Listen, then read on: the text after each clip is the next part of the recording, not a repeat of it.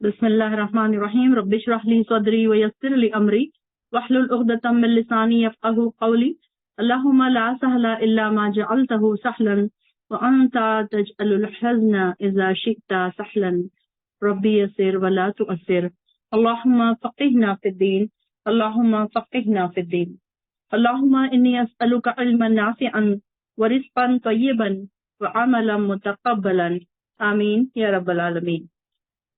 चलिए हमारी आयत नंबर 10 देखिए। इन्ना बेशक अल्लज़ीना वो लोग जिन्होंने कफरू कुफ्र किया लन तुगनिया हरगिज नहीं काम आएंगी तुगनिया काम नहीं आएंगी अनहुम इनके अम्वालुहुम माल इनके वला और ना औलादुहुम इनकी औलाद मिनल्लाही अल्लाह के अजाब से शैअन कुछ भी व उलाइका और यही लोग हैं वक़ूदुन्नार ईंधन आग का।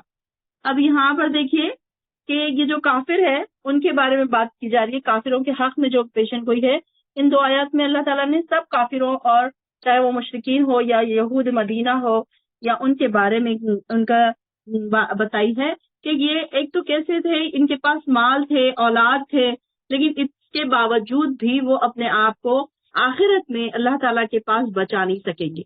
कि यूजुअली क्या होता है कि हम दुनिया में माल कमाते हैं किसके लिए? औलाद के लिए, कि उसको एक अच्छी तालीम देने के लिए, उसको आगे बढ़ाने के लिए। और बाद में फिर क्या होता है, माँ बाप जाकर गलत तरीकों से माल कमाते हैं। बस ये उनका इंटेंशन होता है कि अपनी औलाद को किसी ना किसी तरह से वो एक अच्छे मुकाम तक पहुंचा दें, और बाद में ये ना ये औलाद उनके काम आती है और ना ये ही माल उनके काम आता है। तो यहाँ पर उनके बारे में भी बात हो रही है। अब यहाँ पर तो काफिरों के बारे में बात हो रही है। इन लज़ीना कफरू, यहाँ पर तो डिफरेंशिएट कर दिया गया कि कफरू कुफ्र के काफिरों के बारे में बात हो रही है।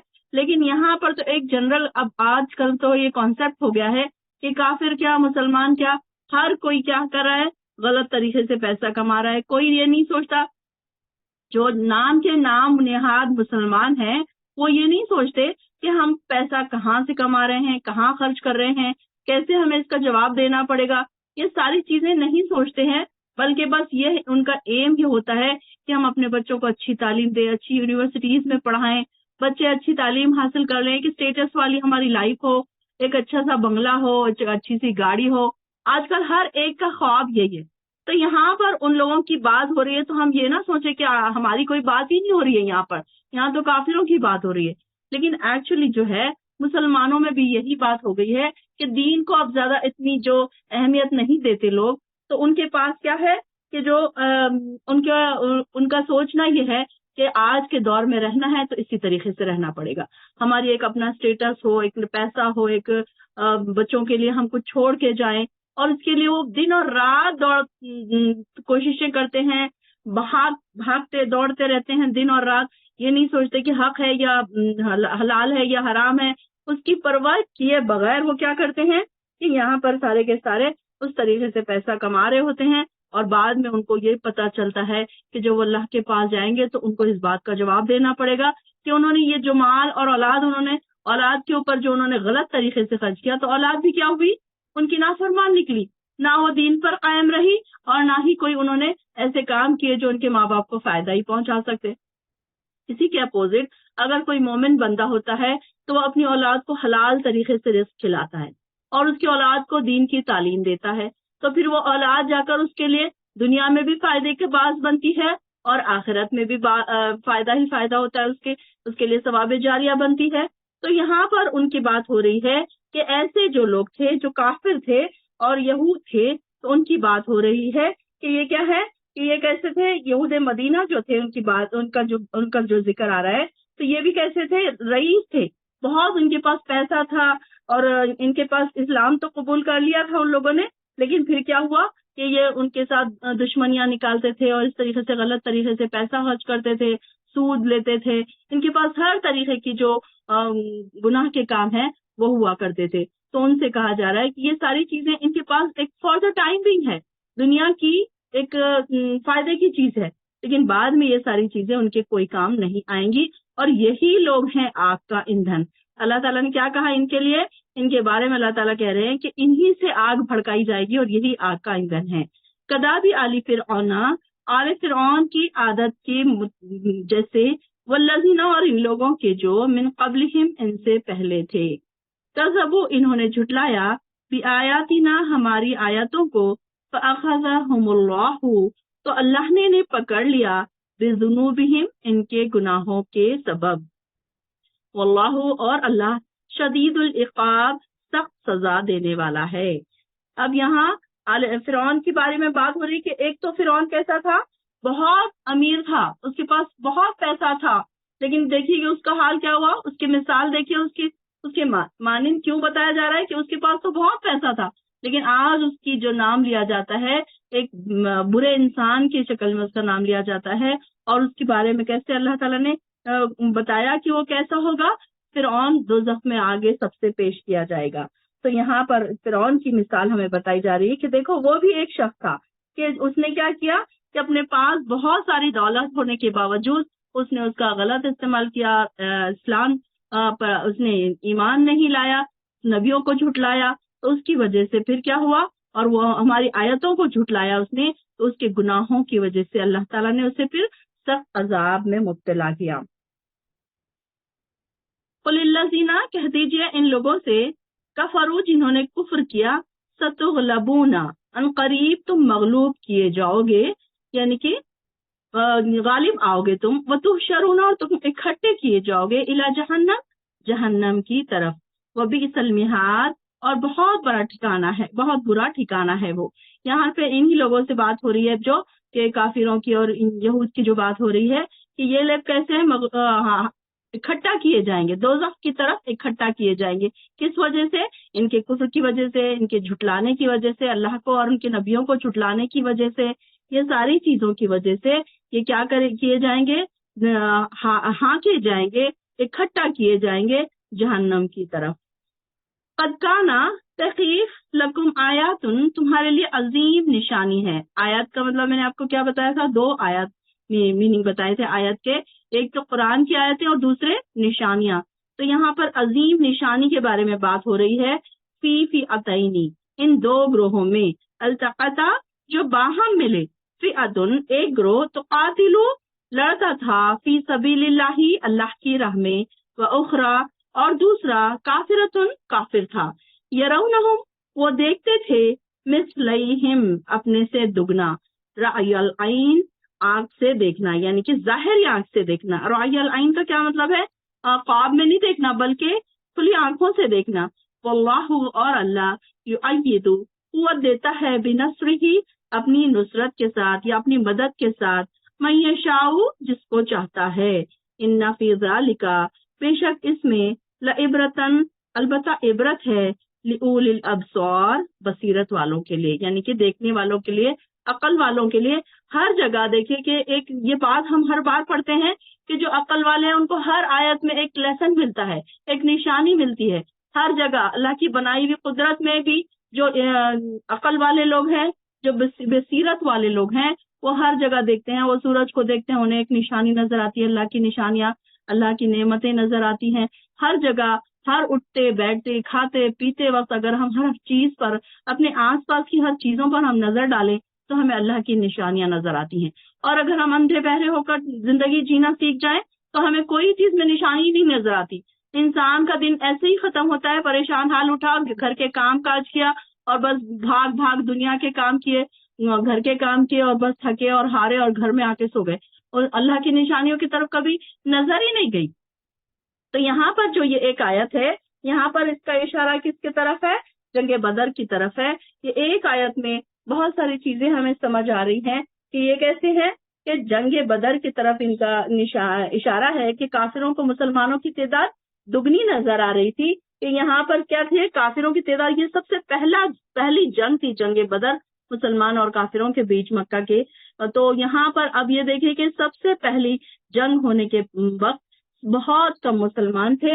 مسلمان کتنے تھے اس وقت؟ صرف 313 تھے. اور وہاں پر یہ مشرکین کی تعداد، مشرکین مکہ کی جو تعداد تھی وہ کتنی تھی؟ 1000 تھی.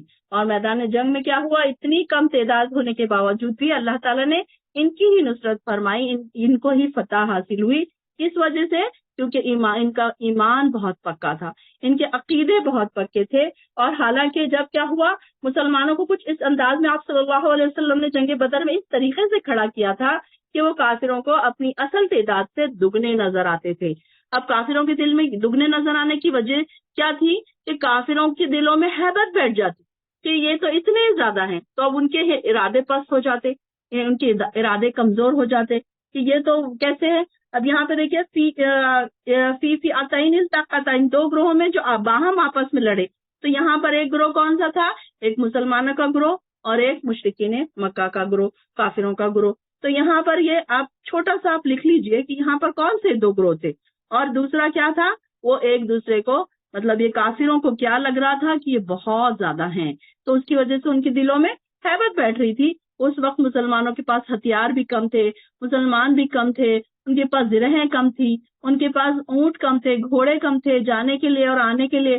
لیکن یہ جو تھے جنگ بدر کا جو ان کا جو غزوہ بدر جو ہے، دراصل کیا ہے، پہلا معرکہ تھا، پہلی جنگ تھی جہاں پر ایک طرف کفار کو اپنی جو کثرت تھی اس کی تعداد پر ان کو بڑی ناز تھا، بڑا ان کو فخر تھا کہ وہ سوچ رہے تھے کہ ہم تو کسی حال میں جیتیں گے، کیونکہ یہ کیسے ہیں، مسلمان تو بہت مٹھی بھر کے ہیں، تو اس پر تو ہم بالکل آرام سے قابو پا لیں گے. اور اپنی جنگ پر، جنگی مہارت پر بھی ان کو ناز تھا کیونکہ وہ لڑانے میں بھی پرفیکٹ تھے.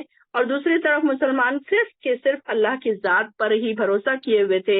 اور وہاں پر جو تھے کافروں کے پاس کیا چل رہا تھا؟ شراب کباب کا دور چل رہا تھا، ناچ گانوں کی محفلیں تھی، ان کے ساتھ عورتیں بھی انہوں نے لائے ہوئے تھے کہ وہ ناچ گانے وہاں پر چل رہے تھے اور اس طریقے سے محفلیں سجائی جا رہی تھی وہاں پر. اور دوسری طرف مسلمان اللہ کے حضور دعاؤں اور نمازوں میں مصروف تھے. خود رسول اللہ صلی اللہ علیہ وسلم نے ایک الگ خیمہ لگایا ہوا تھا جس میں رات بھر آپ دعاؤں میں مصروف رہتے، رو رو کر آپ دعائیں کرتے. اور سیدنا ابوبکر صدیق جو تھے خیمے میں تشریف لائے اور آپ کی حالت دیکھ کر کہا کہ اب بس کر دیجئے، آپ نے دعا مانگنے میں انتہا کر دی. یعنی کہ دیکھیے کہ اب یہ پہلی جنگ تھی نا، ظاہر ہے اس وقت ان لوگوں کا کیسی سچویشن ہوگی کہ ایک تو مسلمان اتنے کم، ان کے پاس ہتھیار نہیں، اور اس کے باوجود کہ ان کا کافروں کے پاس کی اتنی تعداد بھی زیادہ، ان کے پاس ہر چیز میں وہ زیادہ، تو ان کو بھی تھوڑا سا یہ تھا کہ اب کیسے ہوگا. لیکن ان کے پاس تو اللہ کی جو طاقت تھی، ان کو بھروسہ تھا، توکل تھا. تو آپ نے کیا کیا کہ دعا کی کہ اے اللہ تو نے اس مٹھی بھر جماعت کو آج ختم کر دیا تو قیامت تک تیرا کوئی نام لیوا باقی نہیں رہے گا. اور آپ دعائیں مانگ رہے تھے اور آپ کی صلی اللہ علیہ وسلم کے چہرے پر اطمینان کے آثار موجود تھے. یعنی کہ آپ بالکل پریشان نہیں ہو رہے تھے کیونکہ آپ کو پتا تھا کہ اللہ تعالیٰ کی مدد آئے گی.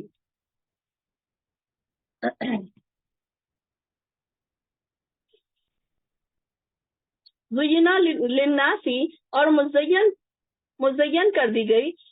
اچھا آگے کا، اب اللہ یؤید، اور اللہ قوت دیتا ہے، بنصرہ، اپنی نصرت کے ساتھ، من یشاء، جس کو چاہتا ہے.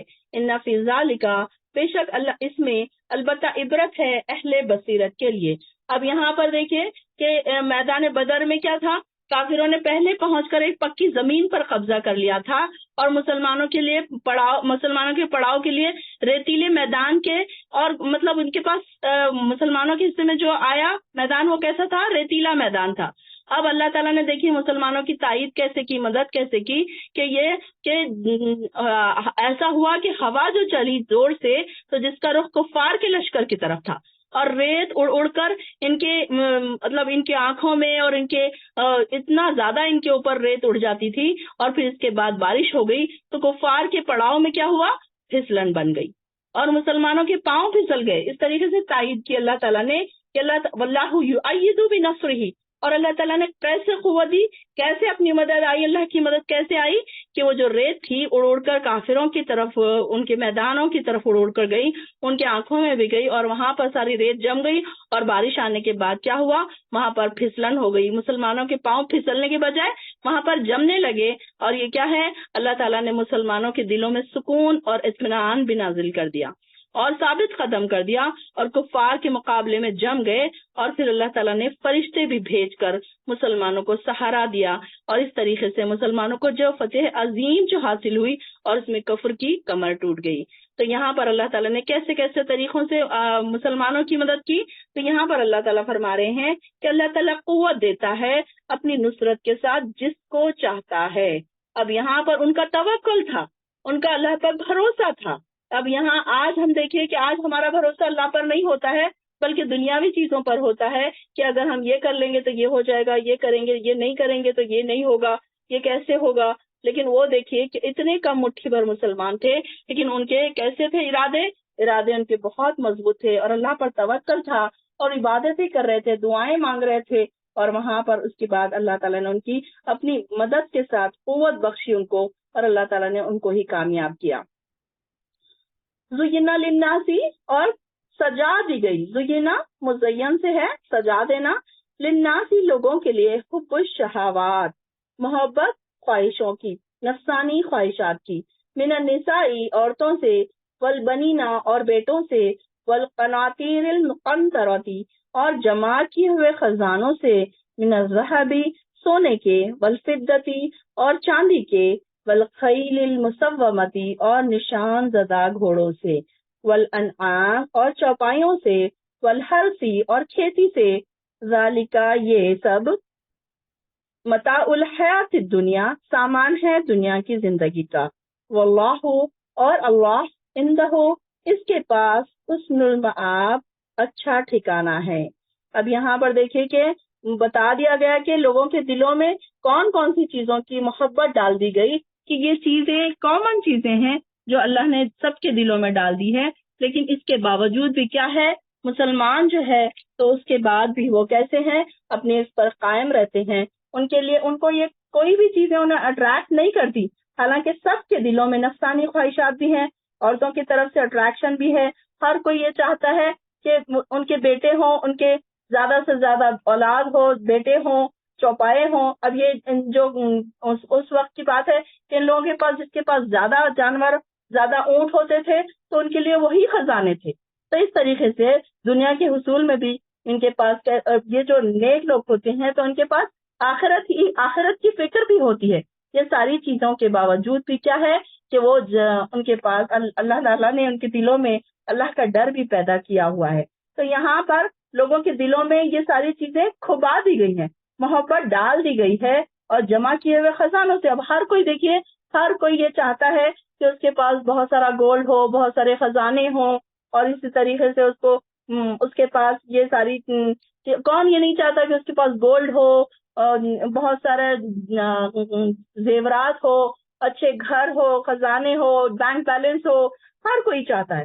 تو لیکن یہاں پر دیکھیے کہ یہ کیا ہے، سب کا سب اللہ تعالیٰ نے بتا دیا کہ یہ دنیا کا سامان ہے اور اللہ کے پاس اچھا ٹھکانہ ہے. اگر یہ ساری چیزوں کو ساتھ رکھتے ہوئے انسان اپنے آپ کو اللہ کے ساتھ لگا دے، یعنی کہ یہ ساری چیزیں دنیا میں ہیں، دلوں میں اس کی محبت ہے، لیکن اس کے ساتھ اللہ تعالیٰ کے ساتھ اگر محبت ہوگی تو یہ ساری چیزیں انسان کو اٹریکٹ نہیں کرے گی، اس کو گناہوں میں پھنسائے گی نہیں، اس کو غلط کاموں کی طرف اٹریکٹ نہیں کرے گی. تو یہاں پر اس کے دل میں دنیا کے حصول کی فکر کم ہوگی اور آخرت کی فکر زیادہ ہوگی. تو ایسے ہی لوگ پھر کیا ہیں، یہ ساری چیزوں کے ساتھ ساتھ دنیا کی راحت اور سکون بھی نصیب ہوتا ہے ان کو، اور یہ ساری چیزیں بھی ان کو ملتی جاتی ہے. ایسا نہیں ہے کہ انسان کو اللہ تعالیٰ اگر انسان عبادتوں میں لگ جائے تو ایسا نہیں ہے کہ اس کو اللہ تعالیٰ بھوکا چھوڑ دے. انسان کو اللہ تعالیٰ ہر چیز دینے پر قادر ہے. یہ نہیں ہے کہ انسان اگر اللہ کی عبادت کرنے لگ جائے تو اس کو کوئی خزانے نہ ملے، اس کو کوئی بینک بیلنس نہ ملے. اللہ تعالیٰ یہ بھی دیتا ہے، وہ بھی دیتا ہے. اگر انسان دنیا کے پیچھے نہیں بھاگتا ہے تو اس کے پیچھے کیا ہو، اللہ تعالیٰ خود اس کو پھر وہ ساری چیزیں عطا کرتا ہے. اپنی عطا سے، اپنی قدرت سے اللہ تعالیٰ اس کو یہ ساری چیزیں عطا کر دیتا ہے. تو یہ ساری چیزیں جو ہے یہ کامن چیزیں ہیں، ہر ایک کے دلوں میں ان ساری چیزوں کی خواہشات ہوتی ہے، نفسانی خواہشات ہوتی ہے انسان کے دلوں میں، عورتوں کی خواہشات ہوتی ہے، بیٹوں کی ہوتی ہے، اور ہر انسان چاہتا ہے کہ وہ کچھ نہ کچھ اپنے خزانے جمع کر کے رکھے. خزانوں سے کیا مراد ہے آج کل ہماری زندگیوں میں؟ Bank balance. ہر انسان چاہتا ہے کہ میں بینک بیلنس جمع کر کے رکھوں تاکہ میری اولاد کو کام آئے، تاکہ میری بڑھاپے میں کام آئے. ہر کوئی چاہتا ہے کہ اس کے پاس زیورات ہو، چاندی کے اور سونے کے. اس کے پاس اب یہاں پر جو ہے آج کے زمانے میں تو جانوروں کا اتنا نہیں ہے، لیکن چال چلن گاڑیوں کا چال چلن ہو گیا ہے جانوروں کے بجائے. تو یہاں پر آج کل اچھی سے اچھی گاڑی کا شوق انسان کو ہوتا ہے. تو یہاں یہ بتایا جا رہا ہے کہ یہ ساری چیزیں کیا ہے، انسان کے لیے ہے، لیکن یہ سب ایک ٹائم تک ہے. یہ سب متاع ہے، دنیا کی متاع ہے، اور دنیا کے پاس، اللہ کے پاس سب بہترین ٹھکانہ ہے. یہ ساری چیزوں کے پیچھے اگر تم بھاگو گے، اپنی آخرت خراب کر لو گے، تو پھر کیا ہوگا؟ انسان اللہ تعالیٰ کے پاس کچھ نہیں پائے گا. وہ سارے صرف اس میں ہی دنیا میں بزی ہو جائے گا، یہ کمانے میں ہی لگ جائے گا، اور اپنی دن اور رات وہ ختم کرتا جائے گا. اب یہ دیکھیے کہ ہمارا ایک سال جو گزرا، ہر کوئی اپنے اپنے اس سال پر غور کرے کہ ہم نے کتنی جلدی یہ سال گزرا، کہ دیکھتے ہی دیکھتے ایک سال ہمارا ختم ہو گیا. ہم سوچتے ہی رہ گئے کہ ہم یہ کریں گے، ہم وہ کریں گے. اب آپ ایک چھوٹا سا ایگزامپل ہی لے لیجئے کہ اب اگر آپ نے غور کیا تو ہم نے کتنا سیکھا. اگر ہم نے ایک سال میں قرآن کتنا ہم نے سیکھا، کتنی ہماری عبادتیں زیادہ کی، کتنی ہماری عبادتیں ہم نے بڑھائی، کتنے ہم نے روزے ایکسٹرا رکھے، یہ اگر ہم سوچیں تو ہمیں پتہ چلے گا. تو ایسے ہی چلا کہ ہم سوچتے ہی رہ گئے کہ اچھا ہم روزے سٹارٹ کریں گے، نفیلی روزے سٹارٹ کریں گے، ہم لفظی ترجمہ سٹارٹ کریں گے، ہم تفسیر سٹارٹ کریں گے. ہم سوچتے ہی رہ گئے، اور کیا ہوا کہ یہ سال ختم ہو گیا. یہ دنیا اتنی تیزی سے گزر رہی ہے کہ ہمیں اس کا احساس ہی نہیں ہے. لیکن کیا ہے کہ ہم یہ سوچتے رہ جاتے ہیں کہ ہاں کل کر لیں گے، کل کر لیں گے، لیکن وہ کل شیطان ہماری زندگیوں میں کبھی بھی آنے نہیں دیتا. تو یہاں پر کوشش کرنا ہے کہ یہ ساری چیزوں کے ساتھ ساتھ اللہ تعالیٰ کے ساتھ ہم کیسے جڑے رہیں، اپنے وقت کا ہر لمحہ ہم کیسے قیمتی بنائیں. اللہ تعالیٰ کے یہ نہیں ہے کہ ہم نے اس سے پہلے بھی ہم نے یہی دیکھا کہ ہم کو دنیا چھوڑ کے جانماز بچھا کے بیٹھ نہیں جانا ہے دن اور رات عبادت کرتے ہوئے، بلکہ یہ ساری چیزوں کی، دنیاوی چیزوں کا ساتھ گزارتے ہوئے کیا کرنا ہے، یہ ساری چیزوں کے ساتھ ہم کو اللہ تعالیٰ کو بھی راضی کرنا ہے، اللہ کا ذکر بھی کرنا ہے.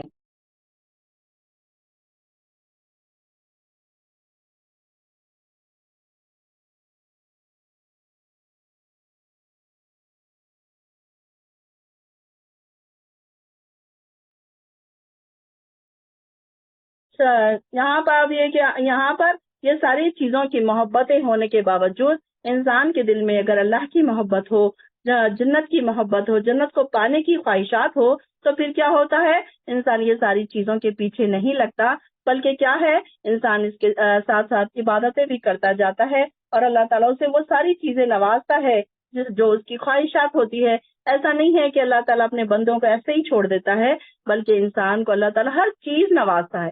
تو یہاں پر کوشش کرنے کی ضرورت ہے کہ یہ ساری چیزوں کے ساتھ ساتھ اللہ تعالیٰ نے بتا دیا کہ یہ ساری چیزیں ہیں.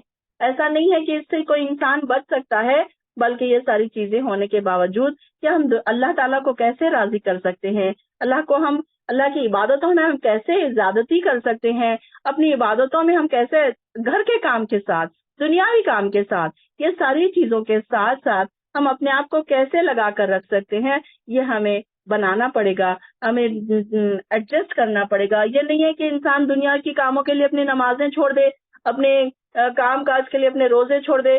کئی لوگوں کو دیکھا جاتا ہے کہ وہ یہ کہتے ہیں کہ نہیں، جاب کے ساتھ روزے نہیں رکھے جاتے، نہیں جاب میں ہماری نمازیں قضا ہو جاتی ہیں، نہیں ٹریولنگ میں نماز قضا ہو جاتی ہے، وہاں پر نماز پڑھنے کا کوئی طریقہ نہیں ہے، مطلب وہاں پر کوئی جگہ نہیں ہے پراپر، تو ہماری نماز چھوٹ جاتی ہے، ایک نماز چھوٹ جاتی ہے، 2 نمازیں چھوٹ جاتی ہیں. تو ایسی چیزیں ہونے کے بعد پھر انسان کیا ہو رہا ہے، انسان دنیا ہی کما رہا ہے. صرف انسان دنیا کماتے کیا ہو رہا ہے، اس میں پھر اس کو یہ یاد ہی نہیں رہ رہا ہے کہ وہ اللہ تعالیٰ کے احکامات کو پیچھے چھوڑ رہا ہے. اور آہستہ آہستہ پھر کیا ہوتا ہے کہ جیسے کہ میں نے پہلے کہا تھا کہ انسان کے دل پر دھبا لگ جاتا ہے کالا، اور پھر آہستہ آہستہ انسان گناہ کرتا جاتا ہے، اور وہ دھبا بڑا ہوتے جاتا ہے. بعد میں انسان کو گناہ کا احساس ختم ہو جاتا ہے. پہلے جب انسان سے چھوٹا گناہ ہوتا ہے تو اس کا ضمیر اسے بہت ملامت کرتا ہے کہ تو نے یہ گناہ کیسے کیا. لیکن یہ دیکھیے کہ اس کے بعد جب وہ کرتا ہے گناہ پہ گناہ کرتا جاتا ہے. اب دیکھیے کہ کسی ایک مومن بندے کی ایک نماز جب چھوٹتی ہے تو وہ بہت زیادہ پریشان ہوتا ہے کہ میری ایک نماز کیسے چھوٹ گئی. اور اس کے اپوزٹ آپ دیکھیں گے کہ کئی لوگ ایسے ہیں جو نمازوں پہ نمازیں چھوڑے جاتے ہیں، اور ان کو اس بات کا احساس ہی نہیں ہوتا کہ ان کی نمازیں چھوٹ رہی. تو یہاں پر یہ دیکھنے کی ضرورت ہے کہ ہم کون سے لوگوں میں شامل ہیں. کیا ہم بھی ایسے ہی ہیں کہ ہم دنیا کے پیچھے بھاگ رہے ہیں دنیا میں اپنا ٹائم تو ویسٹ کر رہے ہیں لیکن اللہ کے لیے ہمارے پاس کوئی ٹائم نہیں ہے. ایسا نہیں ہونا چاہیے، بلکہ ہمارے لیے دونوں چیزوں کو بیلنس کرتے ہوئے چلنا ہی ایک سچی زندگی، اچھی زندگی کا ایک مثالی زندگی ہمیں بنانا ہے، تاکہ ہمارے بعد جو ہمارے جو وارث ہم چھوڑ کے جائیں گے تو ان کے اندر بھی یہ چیز سے ٹرانسفر ہوگی. کہہ دیجئے اُنبئکم، کیا میں تمہیں خبر دوں، بخیر، ساتھ بہت بہتر کے، من ذالکم، ان سب سے، للذین، ان لوگوں کے لیے، اتقوا، جنہوں نے تقوی اختیار کیا، عند ربہم، ان کے رب کے پاس، جنات، باغات ہے، تجری، بہتی ہیں، من تحتها الانہار، ان کے نیچے سے نہریں، خالدینہ، وہ ہمیشہ رہیں گے، فیہا، اس میں، وازواج، اور ان کے پاس ان کی بیویاں ہوں گی، مطہرۃ، پاکیزہ، ورضوان، اور رضامندی ہے، من اللہ، اللہ کی طرف سے، واللہ، اور اللہ، بصیر، خوب دیکھنے والا ہے، بالعباد، اپنے بندوں کو. اب یہاں پر اللہ تعالیٰ نے کیا کہہ دیا کہ کیا میں تمہیں خوشخبری نہ دوں بہت بہتر کی. کیا بہتر؟ ان لوگوں کے لیے جو تقوی اختیار کرتے ہیں. اب بات ہے کہ ایک سب سے پہلے تقوی کی بات ہے کہ ایک انسان ہے جس کے پاس تقوی ہی نہیں ہے تو اس کو بولنے کا فائدہ ہی نہیں، اس کو اچھی اور بری بات سکھانے کا کوئی فائدہ ہی نہیں. کہ کوئی انسان اگر کوئی برے کام کر رہا ہے، اگر آپ اس کو کہیں گے، اب ایک انسان ہے فار ایگزامپل کبھی نماز ہی نہیں پڑھتا، اگر آپ اس کو کہیں گے کہ ارے بھائی آپ نے نماز نہیں پڑھی تو اس کو کوئی فرق نہیں پڑے گا. لیکن اس کے اپوزٹ اگر کوئی متقی انسان ہے، کوئی تقوی والا انسان ہے، تو اگر وہ کوئی ایک نماز چھوڑ دے اور اس کے سامنے آپ نے یہ بتا دیا کہ بھائی تمہاری ایک نماز چھوٹ گئی، تو وہ فوراً اپنے شرمندہ ہو جائے گا اس بات کو لے کر. اسی کے برعکس جس کی نمازیں اکثر چھوٹتی رہتی وہ بالکل شرمندہ نہیں ہوگا کیونکہ اس کے لیے یہ عادت بن چکی ہے. تو یہاں پر بات کس کی ہو رہی ہے؟ متقی کی، کہ جو لوگ متقی ہیں، جو تقوی اختیار کرتے ہیں، تو ان کے لیے ان کے رب کے پاس جنتیں ہیں. اور کیسی جنتیں ہیں؟ اللہ تعالیٰ نے کیا کہا کہ میں نے اپنے بندوں کے لیے ایسی ایسی جنتیں تیار کی ہے، اور جنت میں ایسی ایسی چیزیں میں نے چھپا کر رکھی ہیں کہ جو انسان کی آنکھ نے کبھی نہیں دیکھی. تو اللہ تعالیٰ ان کے لیے خوشخبریاں دے رہے ہیں کہ جنت میں پاک باز بیویاں بھی ہوں گی. یعنی کہ ایسے لوگ جو انہوں نے اپنے آپ کو دنیا میں نفسانی خواہشات سے روکا، اپنے آپ کو اللہ کے لیے صرف انہوں نے ہر چیز سے روکے رکھا، اپنی محبت کو اللہ کے لیے خاص کر دیا، اپنی خلوص کے ساتھ انہوں نے عبادتیں کی. تو ایسے لوگوں کے لیے کیا ہے؟ اللہ تعالیٰ خوشخبریاں سنا رہے ہیں. اللہم اجعلنا منہم. جب بھی جنت کا ذکر آئے تو ہمیں کیا پڑھنا چاہیے؟ اللہم اجعلنا منہم، اللہ مجھے ان لوگوں میں سے بنا دے جن کو تو یہ خوشخبریاں دینے والا ہے. ورضوان، اور ان کے پاس رضامندی ہے، من اللہ، اللہ کی طرف سے. واللہ، اور اللہ، بصیر، خوب دیکھنے والا ہے، بالعباد، اپنے بندوں کو. اب یہاں پر دیکھیے کہ اللہ تعالیٰ کو پتا ہے کہ میرے بندے کون سے ہیں جو صرف میری رضا چاہتے ہیں، کون سے ہیں میرے بندے جو اللہ کی رضا چاہتے ہیں، اللہ کی رضا کے لیے محنتیں کر رہے ہیں. اب یہ ہے کہ اگر کوئی انسان نماز اس کی چھوٹ جاتی ہے لیکن اس کو پتا ہے کہ اس کا دل کتنا تڑپ رہا ہے، کتنی اس نے کوشش کی تھی نماز پڑھنے کی، اور اس کے باوجود اس کی نماز چھوٹ گئی، تو اللہ تعالیٰ کو اس کے بارے میں پتا ہے کہ میرا بندہ کتنا کوشش کر رہا ہے. جیسے اب روزہ رکھنا کوئی چاہتا ہے، ان کی صحتیں ساتھ نہیں دے رہی ہوتی ہیں، تو ان کا اللہ تعالیٰ کو پتا ہے کہ یہ کیسے ہیں کہ اللہ کو راضی کرنے والے ہیں، اللہ کی رضا چاہنے کے باوجود یہ نہیں کر سکتے. کوئی لوگ دواخانوں میں ایڈمٹ ہیں، رمضان کا مہینہ آتا ہے، بہت تڑپتے ہیں، سسکتے ہیں، روتے ہیں کہ کاش ہم بھی روزے رکھ سکتے، لیکن اس کے برعکس بہت سارے لوگ ہٹے کٹے ہوتے ہیں، چلتے پھرتے ہیں، روزے نہیں رکھ رہے ہیں. کیوں؟ تو بولے ہمارے پاس ہماری جاب ہے ایسی، ہم بہت تھک جاتے ہیں، ہم سے روزے نہیں رکھے جاتے، ہمارا تو یہ ہوتا ہے. یہ جو ایکسکیوزز جو بنائے ہوئے ہیں نا ان لوگوں نے، تو یہ کیا ہے؟ اللہ تعالیٰ کو پتا ہے کہ کون سے لوگ کیا کر سکتے ہیں، عبادتیں کر سکتے ہیں، اور کون سے نہیں کر سکتے، کون سے لوگ صرف بہانے تلاش کرتے ہیں، اور کون سے لوگ بہانوں کے باوجود بھی پھر اتنی محنتیں کرتے ہیں صرف اور صرف اللہ کو راضی کرنے کے لیے. الذین، وہ لوگ، یقولون، وہ کہتے ہیں، ربنا، اے ہمارے رب، اننا، بے شک ہم، آمنا، ہم ایمان لائے، فاغفر لنا، تو ہمیں بخش دے، ذنوبنا، ہمارے گناہوں کو، وقنا عذاب النار، اور ہمیں آگ کے عذاب سے بچا. ربنا اننا آمنا فاغفر لنا، اے ہمارے رب بے شک ہم ایمان لائے. یہ بھی دعا ہے، اس کو بھی انڈر لائن کر لیجئے کہ اللہ ایسے جو لوگ ہیں جو نیک بندے ہیں وہ ہر وقت دعا کیا کرتے رہتے ہیں، اے اللہ ہم تو ایمان لائے، تو ہمیں ایمان والوں میں لکھ دے اور تو ہمارے گناہ بخش دے. اب جو گناہ گار لوگ ہیں وہ کیا کہتے ہیں، ہم تو کوئی گناہ کرتے ہی نہیں، ہم سے کیا گناہ ہوا ہے، ان کو اپنے گناہوں کا احساس ہی نہیں ہوتا.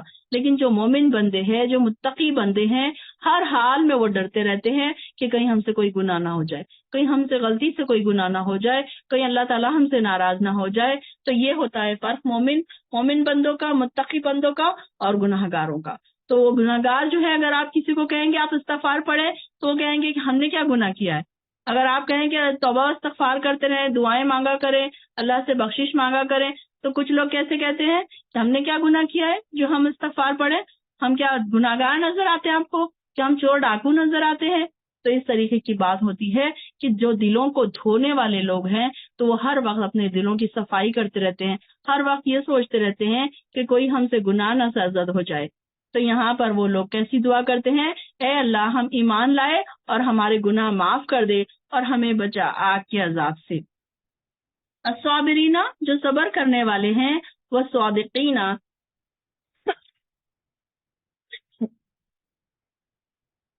اور صبر کرنے والے ہیں، سچ بولنے والے ہیں، والقانتین اور حکم بجا لانے والے ہیں.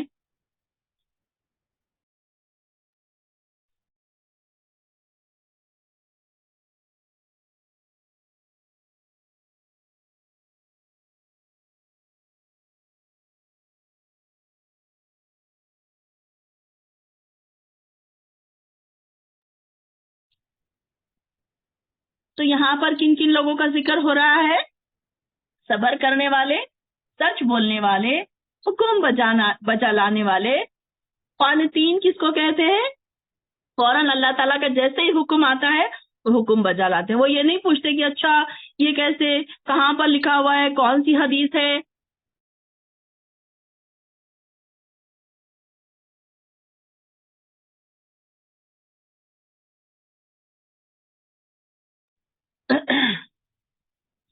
تو یہاں یہ لوگ کیسے ہیں، ایک تو صبر کرنے والے، ہر تکلیف پر صبر کرنے والے.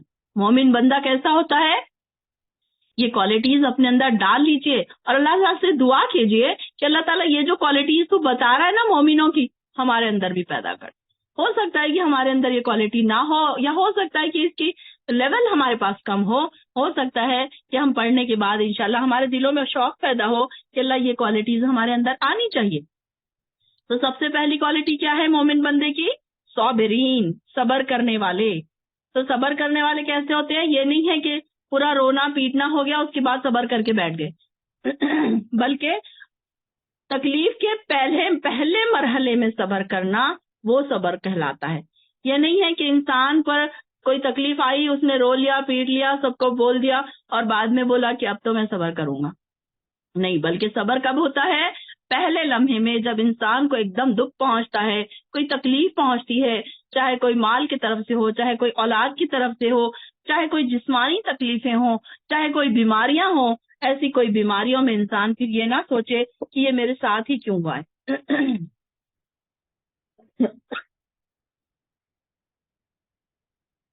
تو انسان کے لیے سب سے پہلے مومن بندے کے لیے کیا سکھایا جا رہا ہے، صبر کرنا. تو یہ صبر کی کوالٹی اگر جس کے اندر آ جائے تو یہ ایک سب سے بہترین کوالٹی مومن کی ایک ایمان کے لیول کو بڑھانے والی کوالٹی ہے.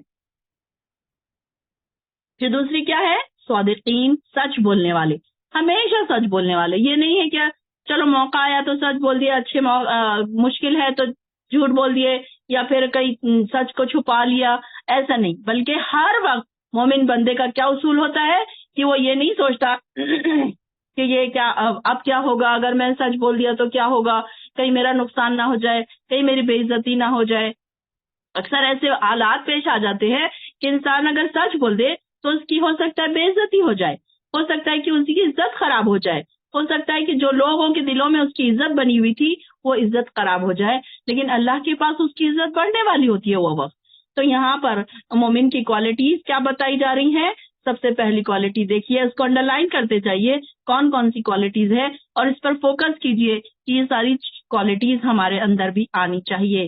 अल्लाहुम्मा अजअलना मिनहुम, अल्लाह हमें भी तू ऐसे बना, इन लोगों में हमें शामिल कर ले जिनके अंदर तू ये क्वालिटीज जिसने तूने पैदा की है। वल कानितीन, और हुक्म बजाने वाले। अब हुक्म बजाने वाले कैसे होते हैं? ये नहीं कि अगर पॉसिबल है तो कर लिया, इम्पॉसिबल है, मुश्किल हालात है तो छोड़ दिया। अब ये कि अबाया पहनने के लिए कई हालात साजगार हैं, पहन लिया, कहीं घूमने फिरने गए, छोड़ दिया। अक्सर लोग क्या करते हैं, घूमने फिरने जाते हैं तो अबाया उनके बाजू रख देते हैं, कारों में बैठते हैं तो अबाया उनके बाजू रख देते हैं, और कई शहर से बाहर चले गए, अब तो यहाँ हमारे कोई रिश्तेदार नहीं है ना, कोई हमें नाम रखने वाला नहीं है, चलो ठीक है अबाया नहीं पहनते हैं। तो ये सारी चीजें कैसी हैं? हुक्म बजा लाने वाले लोग क्या है, हर हाल में ये देखते हैं अल्लाह ताला हमें देख रहा है, अल्लाह ताला हमें वॉच कर रहा है, अल्लाह ताला हम पर निगहबान है। हर वक्त ये सोचना कि अल्लाह से हमें डरना है, लोगों से हमें नहीं डरना है। अक्सर लोग क्या करते हैं, नोज पीस क्यों लगाते हैं? घर के मर्द गुस्से में आएंगे, कहीं देख लेंगे, भाई देख लेगा, बाप देख लेगा तो गुस्से में आएगा, तो नोज पीस लगाकर बच्चे बाहर निकलते हैं। शौहर अगर गुस्से वाला है तो बीवी डरती है कि कहीं मेरा शौहर मुझे देख लेगा तो गुस्से में आएगा। तो यहाँ पर क्या हो, कानितीन में तो हम नहीं आए। अल्लाह के हुक्म बजा लाने वाले कैसे होते हैं? हर हाल में अल्लाह को हुक्म बजा रहे होते हैं। कि नमाज पढ़ रहे हैं, तहज्जुद पढ़ रहे हैं, उसमें कैसा है, अकेले हैं, बैठे हैं, लेकिन अल्लाह का हुक्म बजा ला रहे हैं। कैसे पढ़ रहे हैं नमाज, कैसी हमारी सिचुएशन है, अकेले में हम कैसे होते हैं, तन्हाई में हम क्या कर रहे होते हैं। और लोगों के सामने तो हम बड़ी अच्छी अच्छी बातें कर रहे होते हैं, लेकिन तन्हाई में हमारा क्या हाल है वो हमें देखने की जरूरत है कि क्या हम तन्हाई में भी वैसी हैं जैसे कि हम वहां पर होते हैं।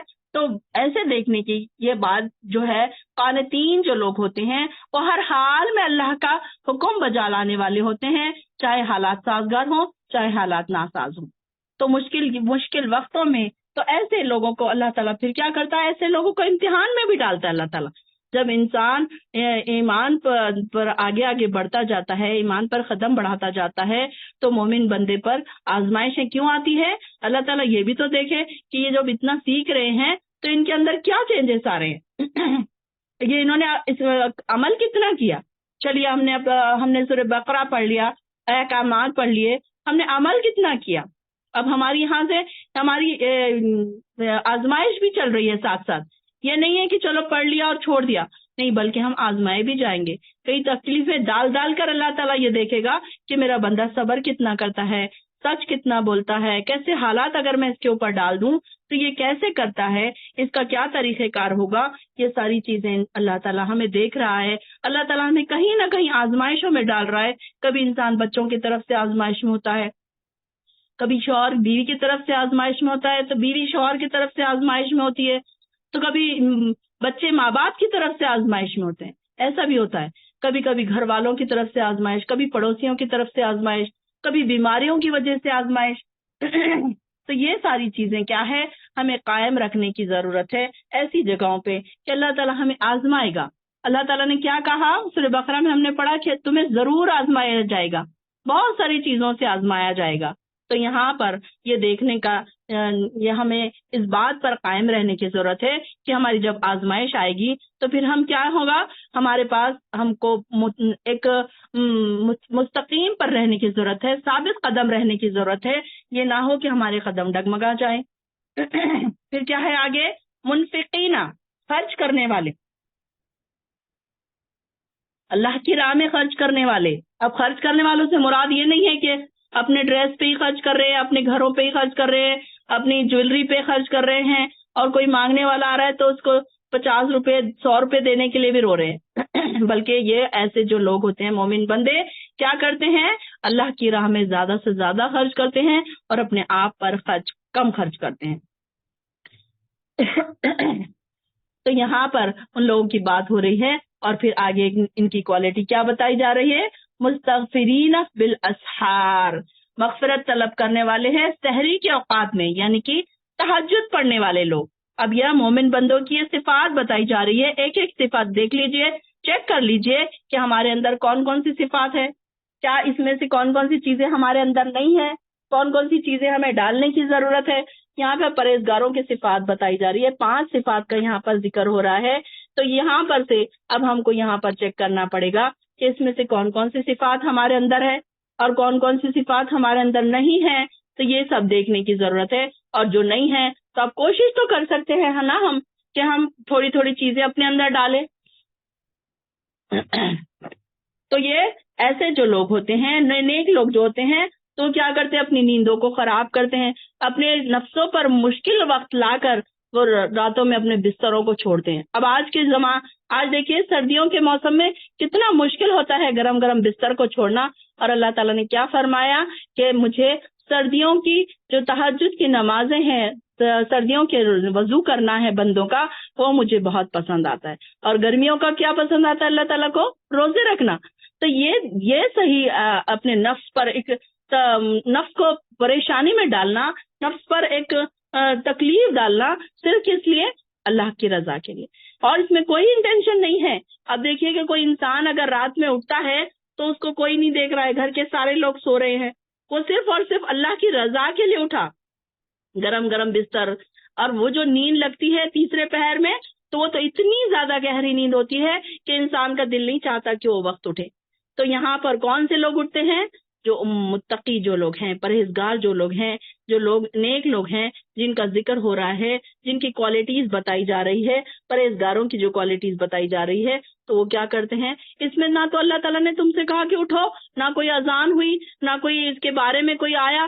بس یہ تو خود ہم نے اللہ کو راضی کرنے کے لیے ہم کو اٹھنا ہے، اللہ تعالیٰ سے توبہ و استغفار کرنا ہے، اللہ تعالیٰ سے باتیں کرنا چاہتا ہے جو انسان، تو وہ راتوں میں اٹھے، تہجد میں اٹھے اور بیٹھ جائے اور اللہ تعالیٰ سے باتیں کرے، اپنے سارے مسئلے اللہ تعالیٰ کو بتائے، لوگوں کو نہ بتائے.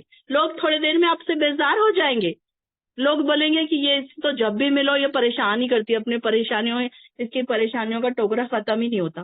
دیکھیے آپ محسوس کیجئے کہ کوئی آپ کے آس پاس ایسی کوئی خواتین ہوں گی جو اگر اور وہ اپنے مسئلے مسائل ہی آپ کے سامنے روتی رہے، تو آپ تھوڑے دنوں میں کیا ہوگا؟ آپ اس سے بیزار ہو جائیں گے، آپ کہیں گے کہ بھائی اب بس کرو، اب ہمیں نہ سناؤ. نہ ان کو قرآن کی طرف آنے کا شوق ہوتا ہے، نہ ان کو کوئی عبادتوں کا شوق ہوتا ہے.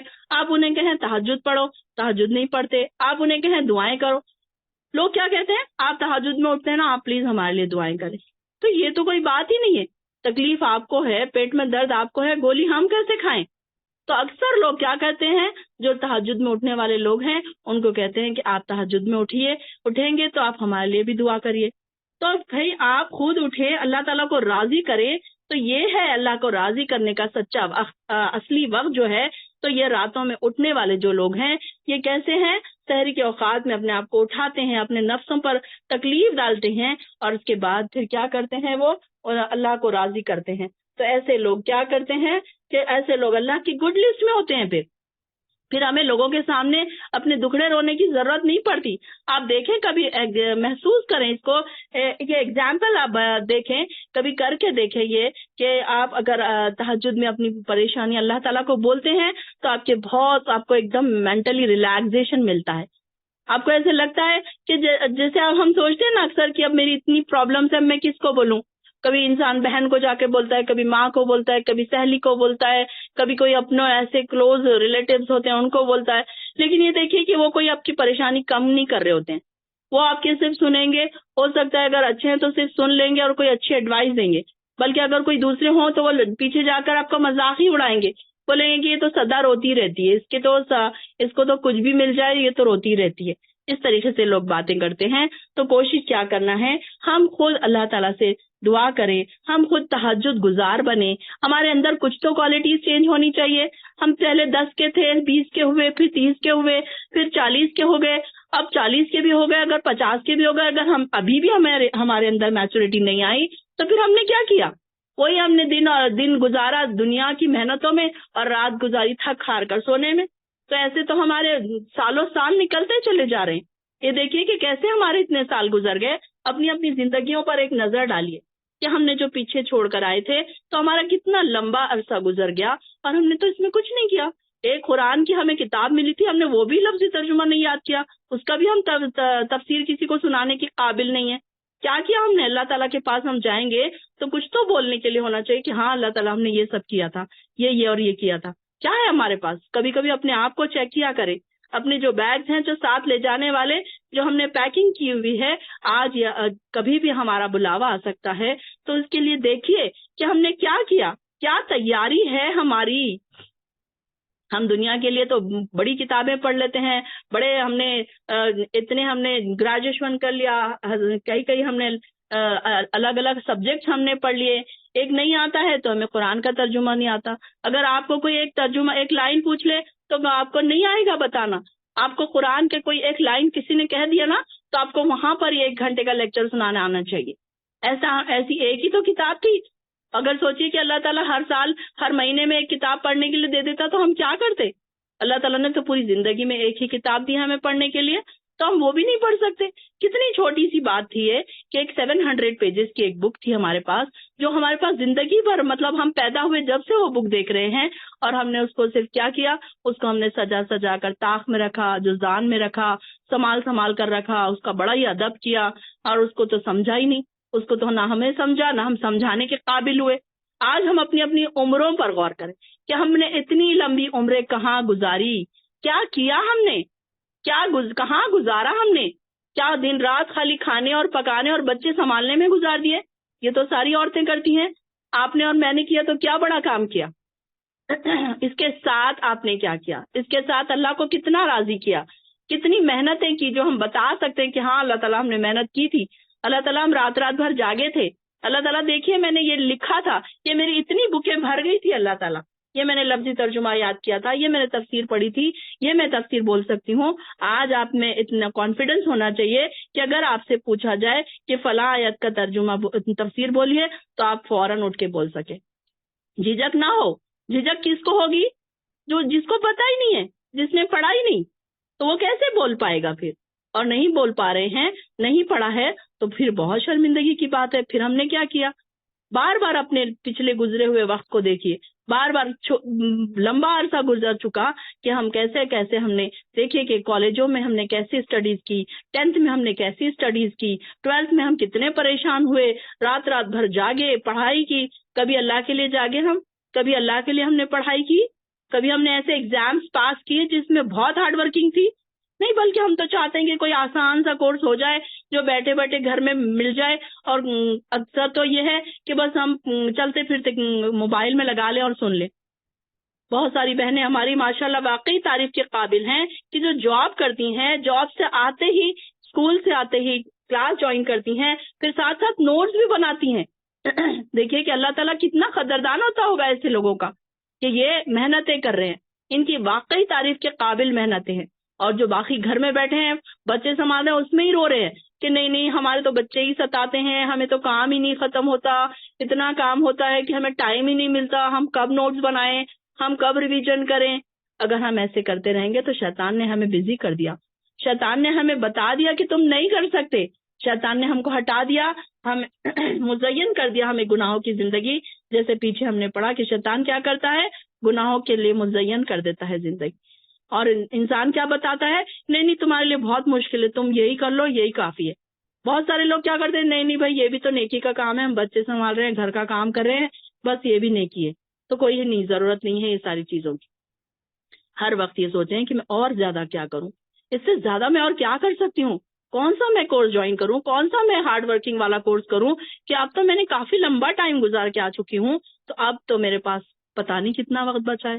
ایک لمبا ٹائم تو گزار چکے ہیں، جو 40 اور 50 تک آ چکے ہیں وہ تو 1/3 گزار چکے ہیں۔ اب یہ دیکھیے کہ حضور صلی اللہ علیہ وسلم نے کیا فرمایا تھا کہ میری امت کی عمریں کتنی ہوں گی، 60-70 سال۔ تو اب یہ ضروری نہیں ہے کہ کوئی انسان یہ سوچے کہ میں تو ہٹا کٹا ہوں تو ابھی تھوڑی میں مرنے والا ہوں، ابھی تو میں کر لوں گا۔ ہمیں نہیں پتا کہ آج ہم سوئیں گے تو ہم کل کہاں اٹھیں گے، ہو سکتا ہے کہ ہم کل قبر میں آنکھ کھولیں، ہو سکتا ہے کہ تھوڑی دیر میں ہماری نیوز سب جگہ عام ہو جائے۔ تو ہمیں ہر وقت موت کے لیے بھی تیار رہنا ہے اور اپنی تیاری سے رہنا ہے۔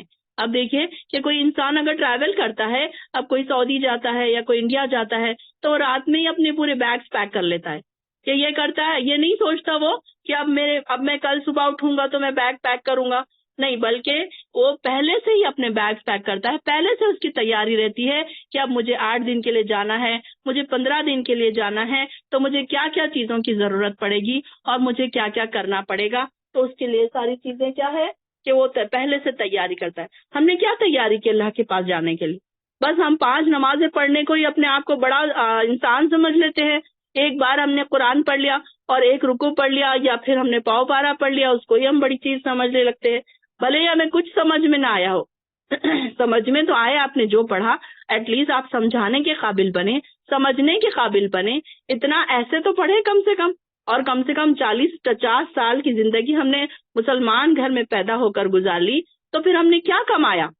کیا کمایا ہم نے؟ یہ سوچنے کی ضرورت ہے. ہر انسان اپنے آپ سے سوال کرے کہ میں نے مسلمان گھر میں پیدا ہوا تو میں نے کیا، میرا فائدہ ہوا؟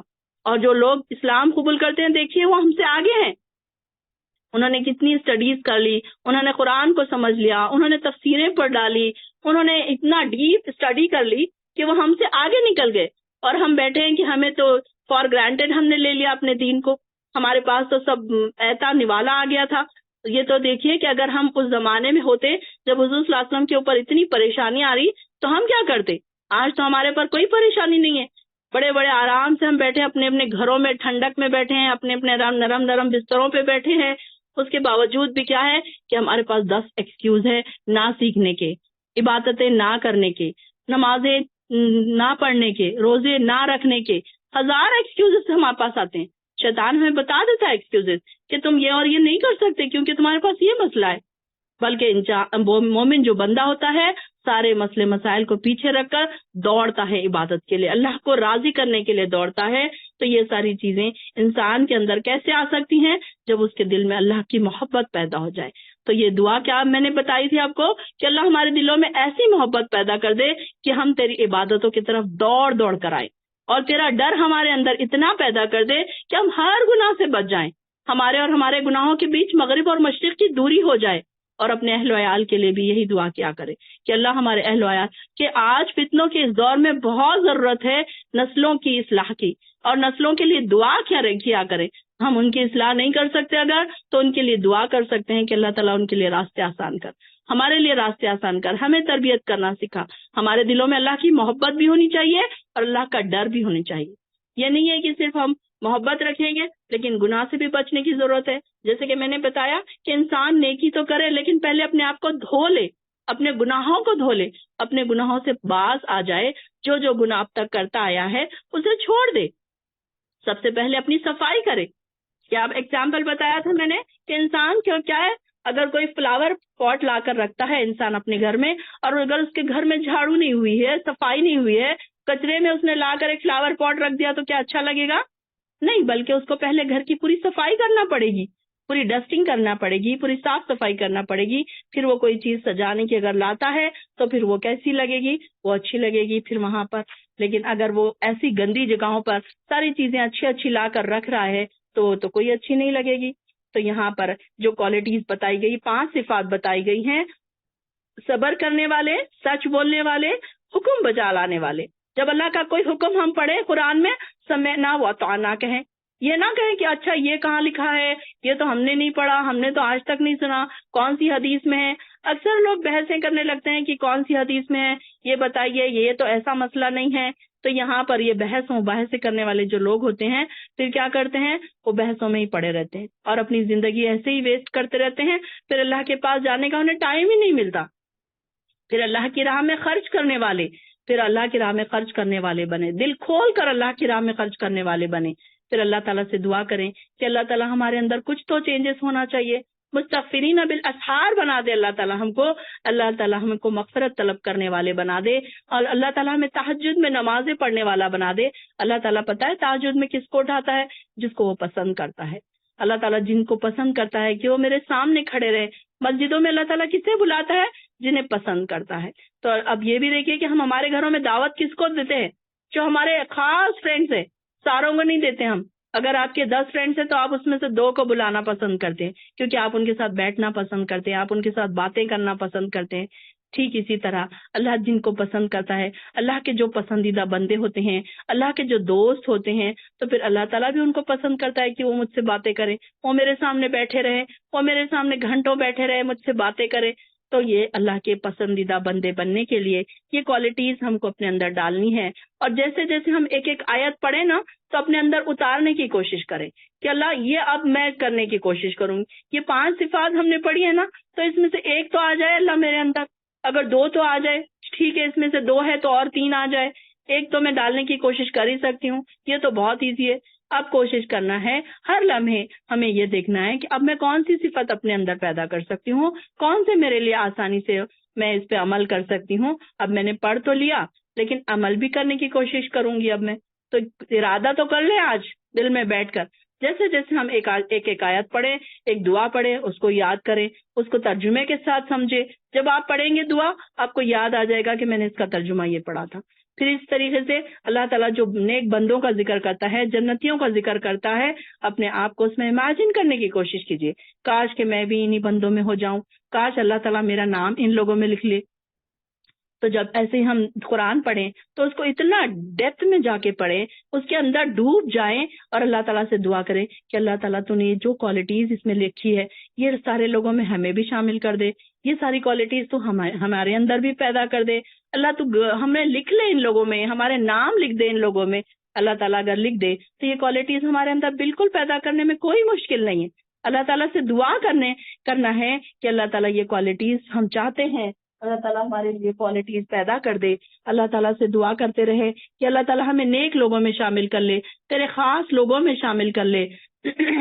شہید اللہ نے گواہی دی انہ لا الہ الا ہوا، کہ بے شک نہیں ہے کوئی معبود سوائے اللہ کے، الا ہوا صرف وہی، والملائکۃ اور فرشتوں نے بھی، واولو العلم اور علم والوں نے بھی، قائمم اس حال میں کہ وہ قائم ہے، بالقسط انصاف کے ساتھ.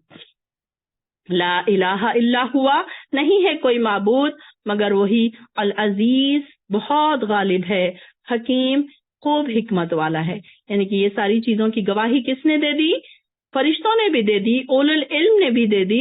علم والے جو لوگ ہوتے ہیں تو وہ جب اللہ کی کوئی بات سنتے ہیں تو فوراً گواہی دیتے ہیں کہ جو بھی کہا اللہ نے سچ کہا، جو بھی قرآن میں لکھا ہوا ہے سچ کہا ہے. جو لوگ اس میں مین میخ نکالتے ہیں، جو کجی نکالتے ہیں، تو وہ پھر کیا ہے؟ اللہ کے بندے نہیں ہوتے. وہ پھر وہ ڈھونڈتے ہی رہ جاتے ہیں، پھر وہ کوئی ایک نتیجے پر نہیں پہنچتے ہیں. تو یہاں پر اہل علم نے بھی گواہی دے دی، اور اس حال میں کہ وہ قائم ہے انصاف کے ساتھ، کہ کون؟ اللہ تعالیٰ قائم ہے اور انصاف کے ساتھ ہے. لا الہ الا هو العزیز الحکیم، اور اللہ تعالیٰ ماں کو نہیں ہے اس کے سوا کوئی معبود، اور بہت غالب حکمت والا ہے. انشاءاللہ یہیں تک رکھتے ہیں، آیت نمبر 18 تک. وآخر الدعوانا الحمد للہ رب العالمین. السلام علیکم ورحمۃ اللہ وبرکاتہ.